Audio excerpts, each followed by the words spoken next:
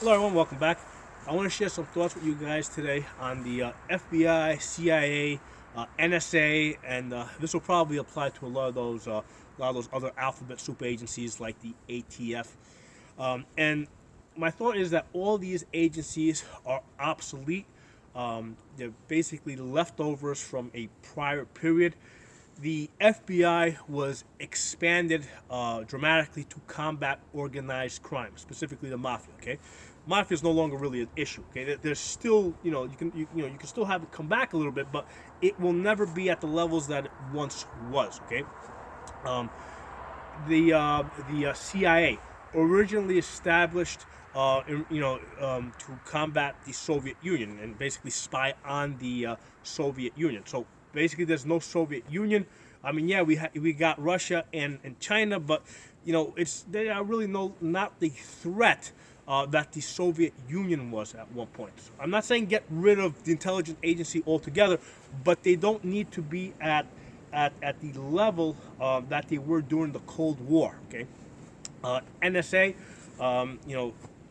I'm not going to say established as a result of September 11th, but certainly expanded. Okay, they probably existed in some form before that, but they were expanded to basically spy on terrorists. And what are they doing now? They're basically spying on us. Okay, they're listening to our phone conversations, our text messages. They're probably watching all my videos, which is fine. I don't care. But all these agencies, right? They were originally set up to combat certain threats, be it the mafia, the Soviet Union, terrorists. Okay, and and their levels were raised to very high levels, and no longer that threat is no longer there, and they're still at those high levels. So now you have these agencies that basically don't know what to do with themselves, and essentially they have become a political party unto themselves and a social class. Okay, and a lot of times when you look at Washington, you have to wonder: is it really the politicians that are in charge of the agencies, or the agencies in charge of the politicians? Okay, so a lot of times it seems like the agencies are actually the ones that are pulling the politicians around by the nose. And the example that I look at is when I look at Trump, for example, and while he was president.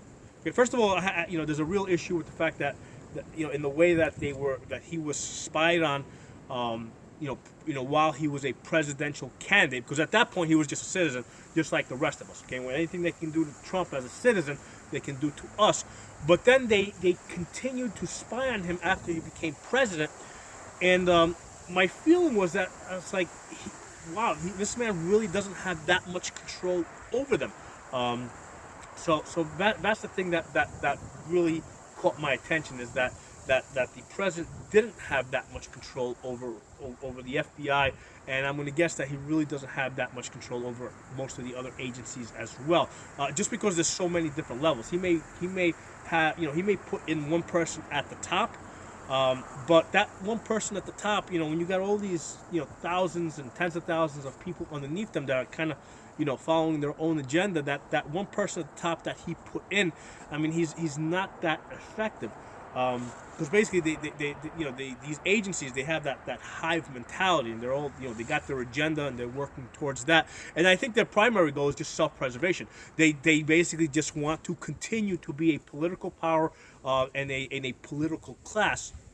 And this reminds me very much of another historical group, the Templars. Okay, the Templars were originally established, or rather, they established themselves to safeguard the passage of pilgrims through the Holy Lands. Okay, so they established themselves, with the blessing of the Pope to safeguard the pilgrims traveling through the Holy Lands.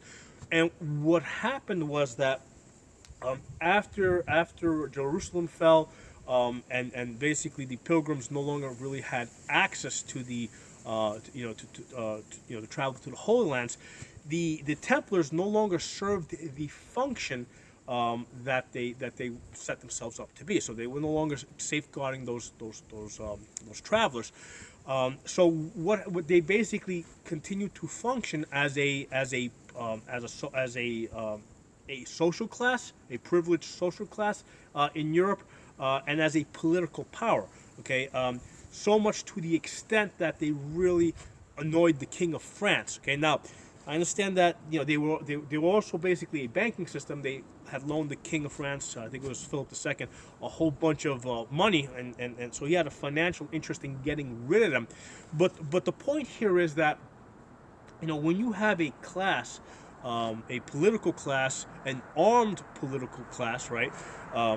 That's that powerful. Okay, the rulers of Europe basically decided that it's not enough to you can't just tell these people to disband. Okay, you basically have to kill them all off. Okay, that's the choice that Philip II made. And when I first read about it, I really didn't understand it.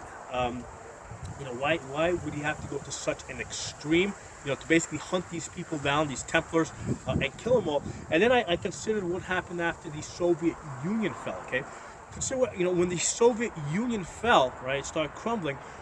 All the generals and all the what they started doing, they started selling nuclear technology throughout the world because they were no longer needed, in their original in their original function.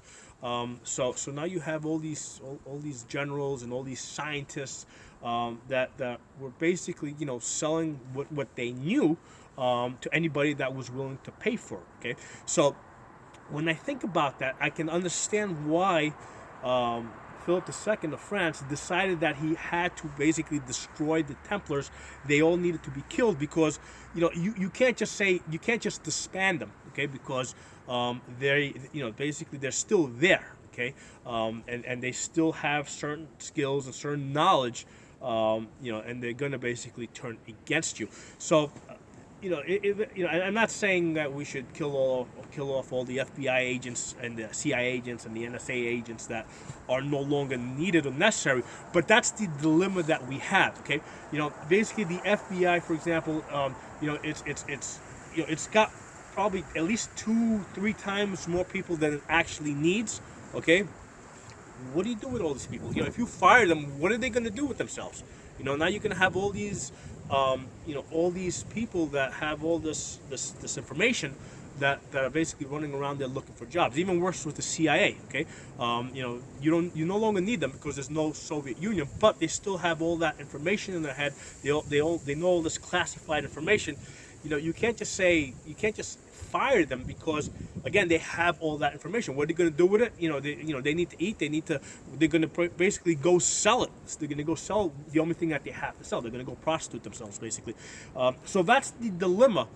That's the problem with having built up the FBI, the CIA, the NSA, over the last 20, 30, 50 years.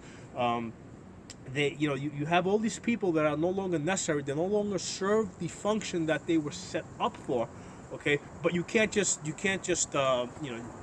fire them because they know a lot of stuff that you don't want to lose control of these people. Okay, and by keeping them there, by giving them a paycheck, that's one way to sort of control them. The immediate answer that I can think of is don't hire anymore. Okay, don't expand the FBI. Don't expand the CIA. Don't expand the NSA. Don't expand the ATF. And as these people, as these people retire out, basically slowly over time you can reduce their numbers. So, those are my thoughts on that. If you guys have anything to add to it, any comments, I'd love to hear from you guys. If you guys like this video, give it a thumbs up, share it. If you're on YouTube, hit that bell button so that you get notification of my videos, of new videos I put out. I'll talk to you guys next time.